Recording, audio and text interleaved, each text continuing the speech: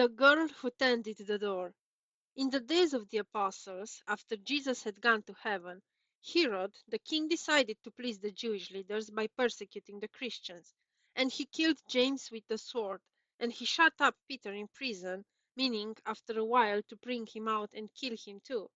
So here was Peter in a prison, away down in the dungeon, with chains on his hands and chains on his feet, chained to a soldier on this side and to a soldier on that side, so he couldn't get away. Then many of the people of the church were gathered together in the house of Mary, the mother of Mark, to pray that the Lord would save them from Herod, and that he would take Peter out of prison.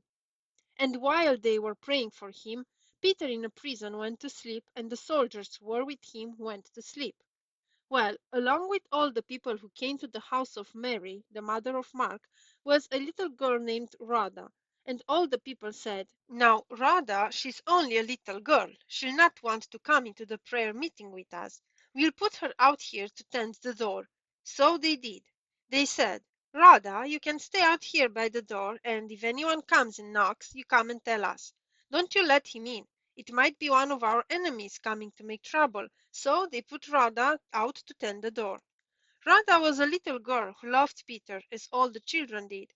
Peter, who was so kind to them all, who, when he came to visit them, put his hands on their heads and blessed them, and took them up on his knees and told them stories about Jesus, how he loved children, how he healed the sick, how he fed the hungry, how he walked on the water, how he stilled the storm, and Peter was with him always. Rhoda loved Peter, and she said to herself, "I'm not going to be kept from praying for Peter. I'll have a prayer meeting out here all by myself." So she did. She prayed that the Lord would send his angel down that very night and take Peter out of prison. And when she prayed that the Lord would take Peter out of prison that very night, she believed that he would do it. So here was Peter in a prison, away down in the dungeon, chained to a soldier on this side and to a soldier on that side, all of them asleep. And while Peter was sleeping in a prison, and while the church members were praying for him in the house of Mary, the mother of Mark, the Lord sent his angel down from heaven, and he came and stood in the prison where Peter was. The angel came and touched Peter on the side and woke him up. But Peter thought he was dreaming. The angel said to Peter, "Stand on your feet."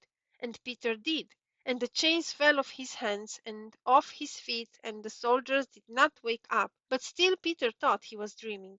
Then the angel said, "Put on your shoes." And Peter did. And the angel said, "Put on your coat." And Peter did.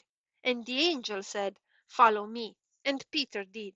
They walked up the prison stairs and out of the prison into the prison yard. But still Peter thought he was dreaming. And there, between them and the outside, was the prison wall with a great iron gate, and guards standing before the gate so that none might go out nor come in without their knowing it. But when the angel and Peter walked up to the gate, it swung open by itself and let the angel and Peter out. But the guards did not see them, so here were the angel and Peter outside in the street. But still Peter thought he was dreaming. Then the angel took Peter through one street and another, and then the angel left Peter. And Peter came to himself, and he found that he wasn't asleep and he wasn't dreaming, but he was awake and he was outside the prison, free. And when he had thought for a while about it, he said, "I think I'll go to the house of Mary, the mother of Mark. I may find some church people there, and we'll see what I had better do." So there went Peter by one street and another, until he came to the house of Mary, the mother of Mark, and to the gate where inside was little Rhoda listening.